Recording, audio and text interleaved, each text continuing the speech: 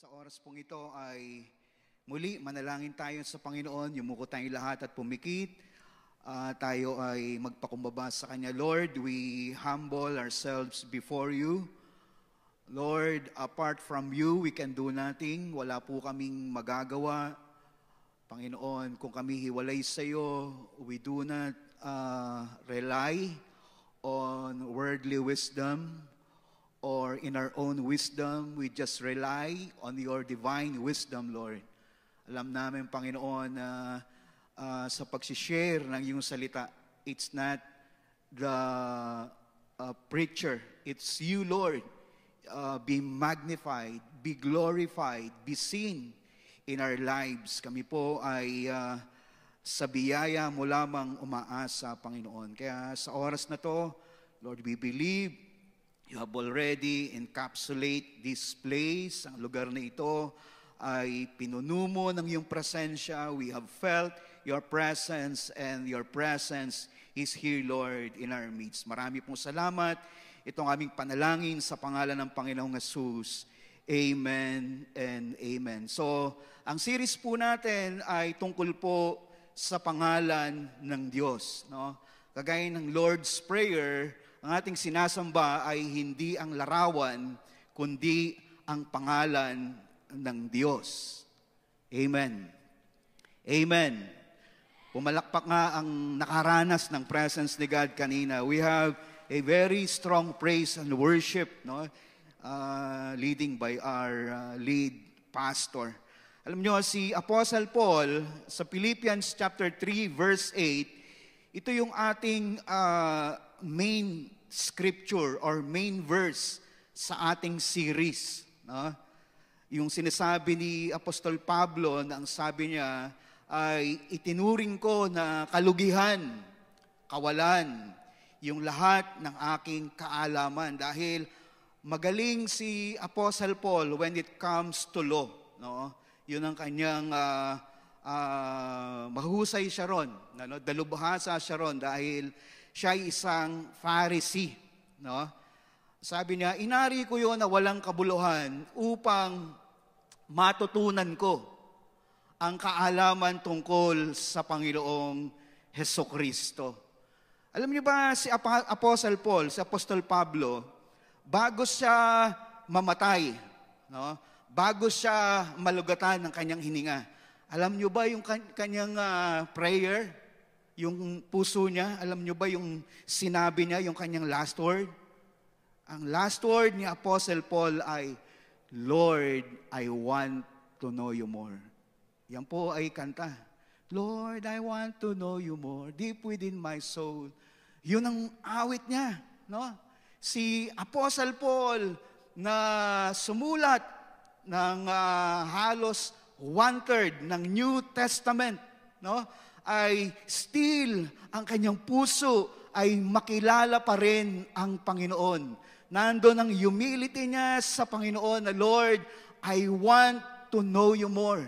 That's his heart's cry, his prayer bago siya malugatan ng hininga. Ganun siya ka-intimate sa ating Panginoon. Kaya po maganda na kagaya ni Apostol Pablo ay meron tayong ganitong attitude.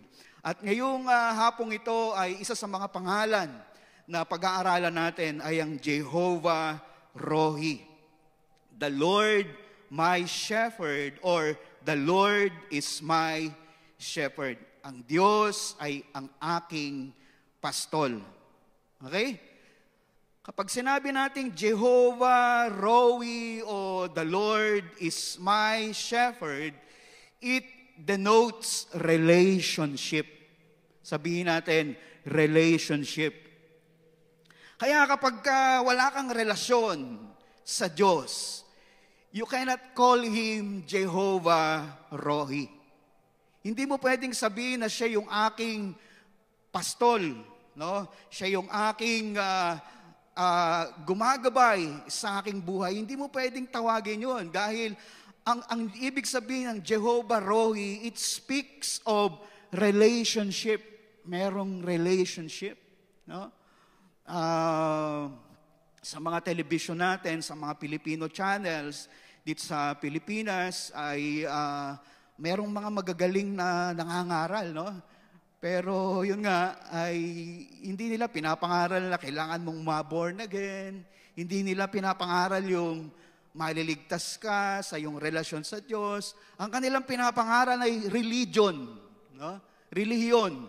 Pumasok ka sa aming relihiyon at kayo ay maliligtas. Period. No? Talagang dinidebate nila yon. Hindi ka maliligtas sa relasyon. No? Eh yun nga yung sinasabi ng John chapter 1 verse 12. Ang susi para ikaw ay maging anak ng Diyos at ikaw ay makapasok sa kaharian ng Diyos. Ang sabi ng John chapter 1 verse 12 ay kinakailangan tanggapin mo siya bilang Panginoon at sarili mong tagapagligtas. Kaya ang Jehovah Rohi, ito ay relationship. Kaya tayo bigyan natin ng importansya yon, no? Is our relationship to God is true? Totoo ba ang relasyon natin sa Panginoon? Alam nyo, kayo lang ang makakasagot niyan. Meron kayong kasagutan yan, pero we cannot deceive the Lord. No? Hindi natin pwedeng dayain ng Diyos because our God is all-knowing God. Alam ng Diyos yan. Kung ikaw ay seryoso sa sa iyong relasyon sa Kanya. Now, ano ibig sabihin ng Jehovah Rohi? Ang ibig sabihin ng Jehovah Rohi, God always cares. Ang Diyos ay laging nagmamalasakit. No? Ito yung number 1.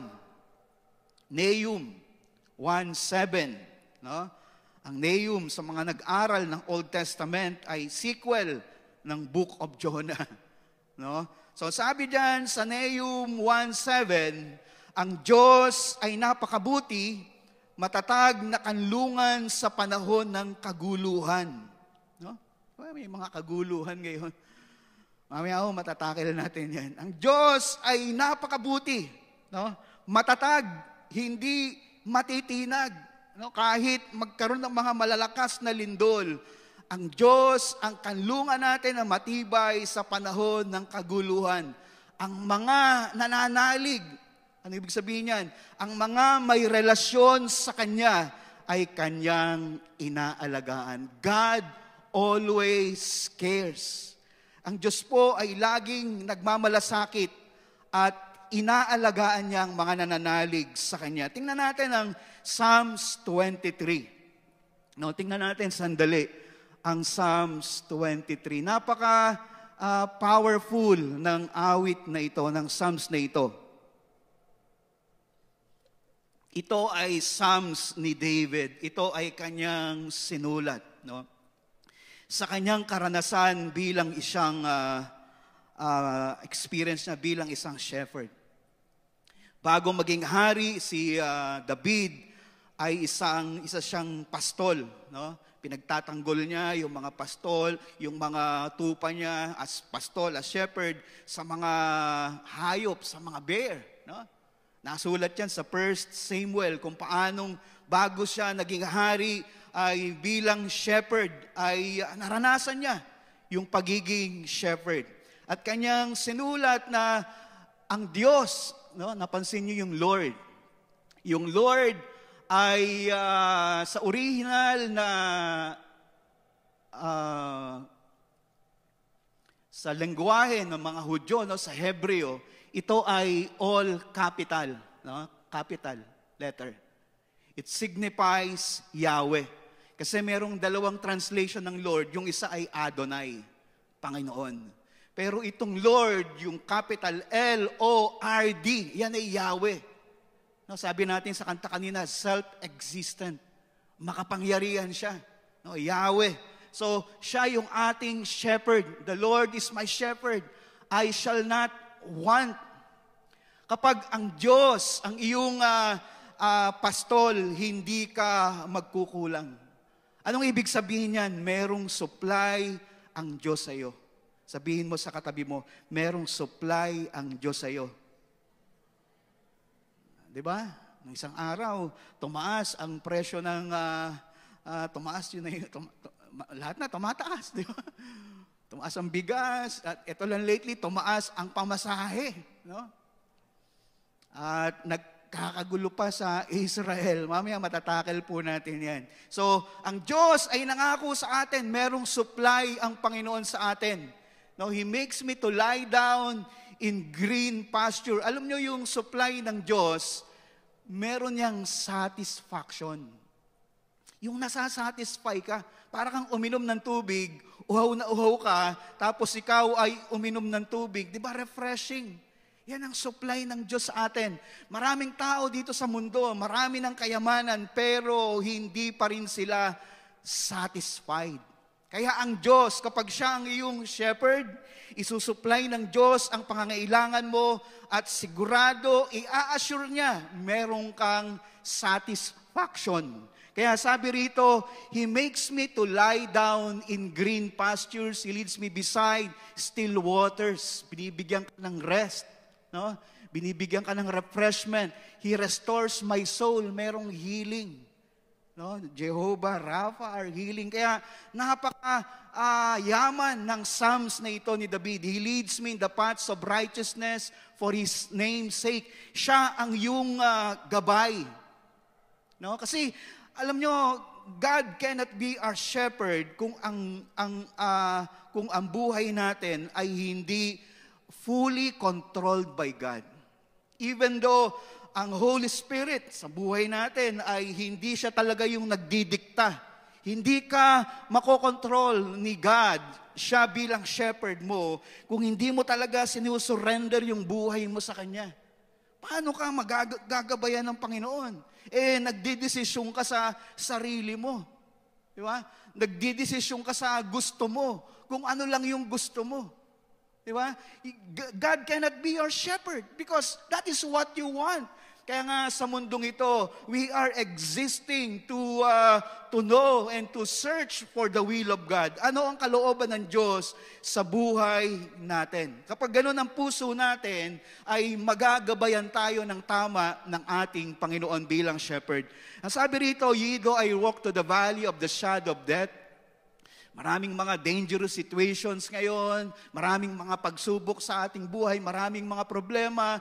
Kahit lumalakad ka dyan, sabi dyan, I will fear no evil. Wala tayong katatakutan. Ano sabi doon? The Lord is with us. Your rod and your staff, they comfort me. Laging merong binibigay na comfort ang Diyos sa buhay natin. Ang Diyos ay nagtatalaga ng isang lamesa sa harap ng ating mga kaaway. Sabi ni Teacher Rachel kanina, talagang nandoon ang kingdom of darkness. And the kingdom of darkness right now is very active doon sa Middle East. You anoint my head with oil, my cup runs over. No? Alam niyo yung mga tupa, yung merong mga kulisap, merong mga flies, may mga langaw. Madalas nilalangaw yan. Ang gagawin ng shepherd, papahiran sila ng langis.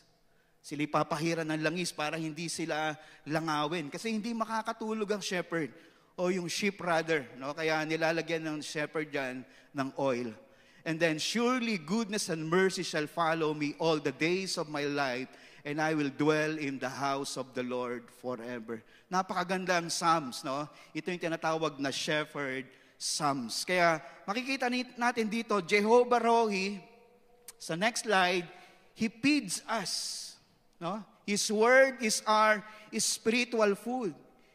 He seeks those who go astray. Pinapakain niya tayo, kaya tayo sa SCF Training School, everyday meron tayong Word of God. Di ba? Kasi mission natin yan, knowing God. Di ba? So pinipid tayo ng Panginoon ng Kanyang salita. Hinahanap niya yung mga nawawala. No? Hinahanap niya yung mga nawawala. So dito yung mga nawawala sa upuan, hinahanap ni Lord yan. At sa mga difficulties at hirap ng ating buhay, ay kasama natin siyang lumalakad. Nire-restore niya tayo spiritually. Yung lahat ng ating pangangailangan, again, nabanggit na natin yan kanina, ay sinusupply ng Diyos sa atin. He always cares for us. Kaya, wag tayong magpapadala doon sa temptation ng kaaway na we are alone. No? Huwag tayong magpapadala sa temptation ng kaaway na i-discourage tayo na nag-iisa tayo, wala tayong kakampi, o eto na lang ang buhay mo ngayon. No? Kasi talagang maririnig mo talaga yan. Because sabi ng Matthew 24, even the very elect will be deceived. Talagang gagawa ang kaaway ng paraan. No? Kahit yung mga pinili na ng Diyos ay pupwede pang madaya. Kaya sa panahong ito na ang mundo ay nandito sa senaryo na maraming mga giyera, dapat tayo bilang mga sheep ng Panginoon ay sensitive tayo kung ano ang sinasabi ng Diyos sa atin. Pangalawa, number 2, Jehovah Rohi means God became man to give His life for us. Ang sabi ng John 10:11, I am the good shepherd laid down His life for the sheep. Alam nyo, ito yung kaibahan ng Rohi, no, sa mga ordinaryong shepherd. Ang Rohi, of course, willing to die talaga yan. Pero paano pag namatay na siya? Wala nang mag-aalaga doon sa tupa. Kaya iba yung Jehovah Rohi. Ito yung shepherd na talagang literal na mamamatay. No? Sabi ng John chapter 10 verse 11, siya yung mabuting pastol. At ang mabuting pastol ay iaalay niya yung kanyang buhay para sa mga tupa. Amen? Ang sabi diyan, Jesus is the Jehovah Rohi. I am the good shepherd. Next slide. I am the good shepherd. I know my own sheep. Kaya kilala yan ng Diyos. Di ba? Kilala ng Diyos kung ano, kung sino yung talagang mga tupa, at kilala ng Diyos kung sino yung mga kambing. No? And they know me as my Father knows me. Yun ang kanyang illustration. Kung paanong si Jesus ay kilala ng Diyos Ama. Si Jesus, kilala niya yung kanyang mga tupa. And I know the Father. Sabi niya, so I sacrifice my life for the sheep. Tingnan natin itong picture na ito. No? Sino makakahula sa picture na ito? Sino itong mga karakter na ito? Meron ba makakahula sa inyo? Ha? Sige. Ayun, no? Ang picture na ito ay may kaugnayan sa nangyayari ngayon sa mundo. Di ba? Ito si Jacob. No, ito si Jacob, ito si Esau. No? Alam natin, si Esau at yung kanyang uncle na Ishmael, sila ang Muslim at saka Islam nations. Hamas, Hezbollah. Di ba? Yan yun eh. Okay?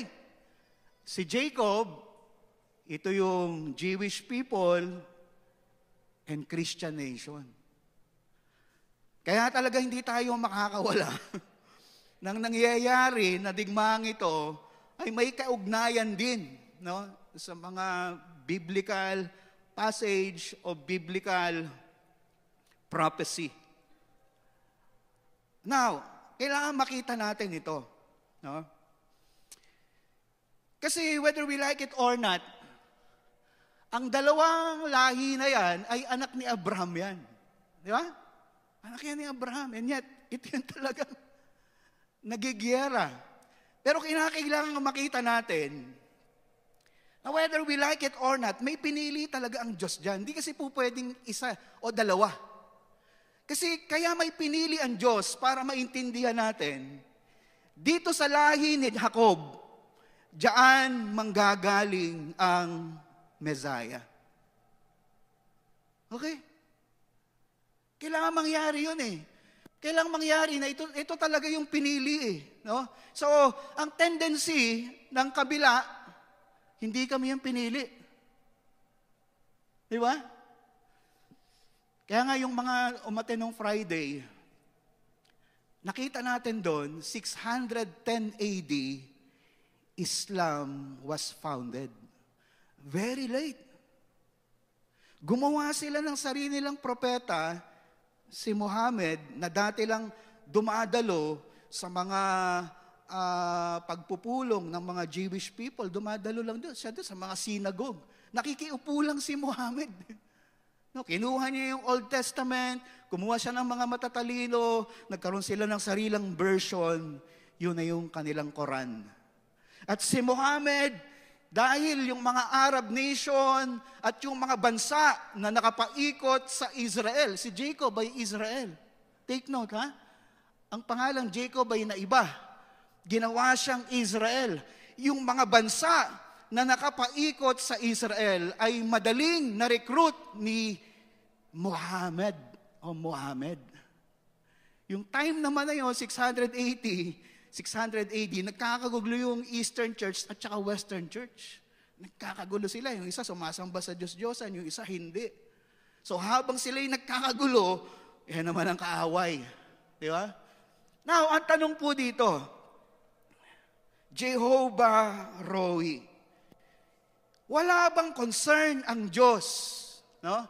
Lalo ngayon, Palestine, dito sa bansang ito, wala bang concern ang Diyos sa kanila?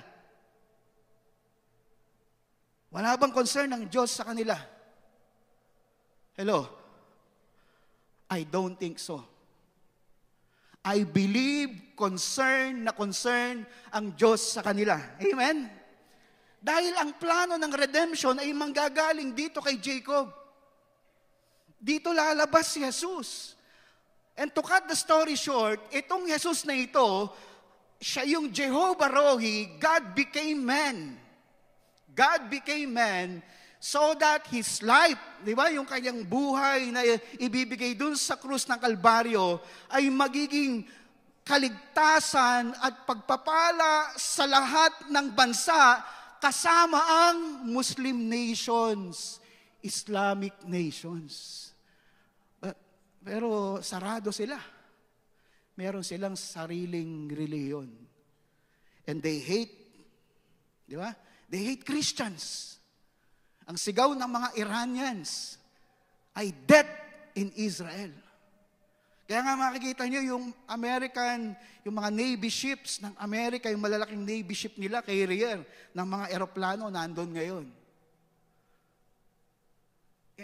Ito, tingnan nyo po itong maigi. Kaya sinasabi ni Teacher Rachel kanina, mag-pray po tayo. Punta po tayo ng Wednesday, manalangin po tayo.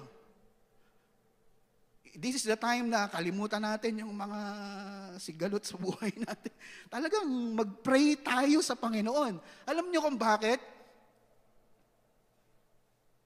Yung mga taas ng presyo ng bilihin, yung mga taas ng presyo ng mga nararanasan na problema natin ngayon, ay epekto pa lang yan ng Russian at saka Ukraine war.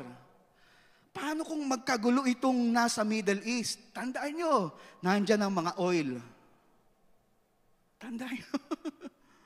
At ayon sa pag-aaral, yung mga missiles ng Hamas ay gawa sa China. Yung iba galing sa Russia. So makikita natin yung East and West ulit.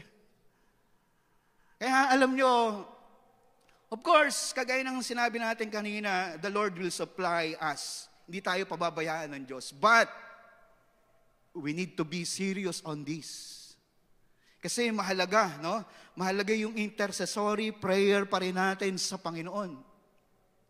Kasi, worst to worst, no? Ito, matatakel natin yan sa number 3, worst to worst. So, tuloy natin ito. So, sabi ng John chapter 3, verse 16, God so loved the world, kasama yung Islam nation, that He gave His only begotten Son, that whosoever believes on Him shall not perish but have an everlasting life. That's the great plan of the Lord. Para sa lahat. Huh? Pero makikita natin, yung lahi na ito ng mga Hamas, Palestine, yung kanilang mga lahi, yung mga ninuno nila, noon pa talaga ay ayaw kay Yahweh. No? Rebelde talaga sila kay Yahweh. They are jealous sa Israel. No? Kaya Christ died for all. Sabi ng 2 Corinthians 5:14. Now, pangatlo po, Jehovah Rohi means Christ the Shepherd will come back again. Yan, nakikita nyo si General Douglas MacArthur. Amen? Meron nga akong nabasa sa ibang bansa, no? Nagkakagulo na, nagyegyera na.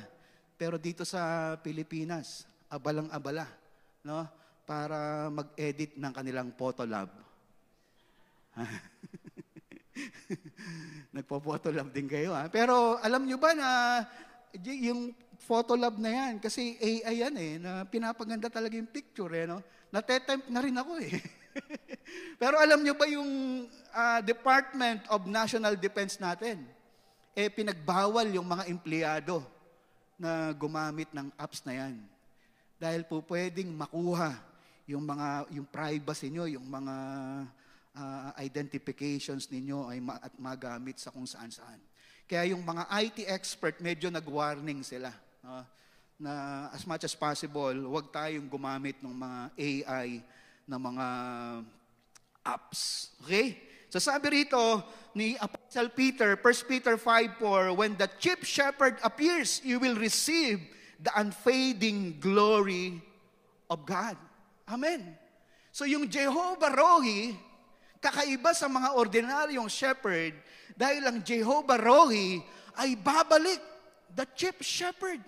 Kaya kapag hindi napigil yung mga kaguluhang ito, kapag yung mga Arab nations na yan, Muslim nations na yan, kasi alam nyo ngayon, hindi lang naman Hamas ang kalaban ng Israel, yung nasa southern part. Nandun din ang Hezbollah sa may bandang Lebanon, northern portion ng Israel.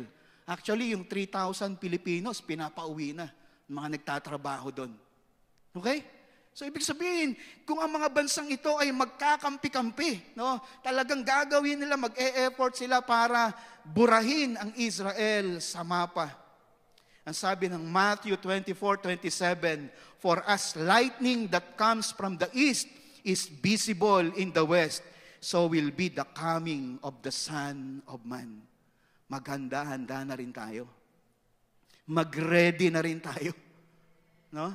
Yung pagbabalik ng Panginoon. Kaya nga yung mga disciples natin sa SCF Training School, mag-connect group kayo, mag-one-to-one kayo, i-google nyo lahat yung dapat nyong gawin. Bakit? Hindi natin alam. Actually, yung second coming of Christ, it is any moment. Pwedeng after, habang nagpe-pray tayo, any moment occurrence yan, yung pagdating ng Panginoon. Hindi mo pwedeng sabihin na, eto pa Lord, magtagal ka. What we can do, ay sinasabi ni Teacher Rachel na mag-pray tayo. Sabi ng Matthew 24:24, so you also must be ready, because the Son of Man will come at an hour when you do not expect Him. Habang ang mundo ay abala sa Facebook, habang ang mundo ay abala sa maraming mga bagay, habang ang mga tao ay nandun sa mall, ay babalik ang Panginoon. Ang sabi ng 1 Thessalonians 4:16-17, for the Lord Himself shall descend from heaven with a shout, with the voice of the archangel, with the trump of God. No? Meron nga akong nag-post, sabi niya, ang inaantay ko na lang ay yung pagtunog ng trumpeta. Amen. Dapat yun ang nasa puso natin. No? Even though maraming bagay sa mundong ito na gusto nating mangyari, mga pangarap natin, pero hindi mapipigil ng pangarap mo ang pagdating ng Panginoong Hesus. Kaya sabi diyan, then, sabi rito, and the dead in Christ will rise first. Yung mga namatay kay Kristo, sila yung unang bubuhayin. Then we, which are alive and remain, shall be caught up together with them in the clouds to meet the Lord in the air. So shall we ever be with the Lord. Meron ako napanood, no, as we end. Meron ako napanood, sabi dun sa, I think sa YouTube, merong steroid, no, isang malaking, parang mini planet, malaking bato, no, babagsak sa Earth. Ang kanilang calculations ay mga 3 to 4 years from now, according to them. Hindi natin alam. Amen? Sabi ni Putin, binrate niya yung law ng nuclear. Gumagawa sila ngayon ng mga matitinding nuclear missiles. Di ba? Bago dumating yan, yung mga gerang-gera, ganyan. Kukunin na tayo ni Lord. Alam nga namang matutunaw tayo ng nuclear missiles. Amen? Kaya ito ay isang encounter sa atin. Ito ay isang truth na dapat nating harapin. Hindi natin po pwedeng baliwalain ito. We must be ready. At kagaya nga na sinasabi rito, He is our Jehovah Rohi sa ating last PowerPoint. When we follow our shepherd, Jehovah Rohi, we will be able to say with King David, my cups runs over. His presence will be with us. Surely goodness and mercy shall follow us all the days of our lives. Tayo pong lahat tumayo sa oras na ito, tayo po'y umawit sa Panginoon.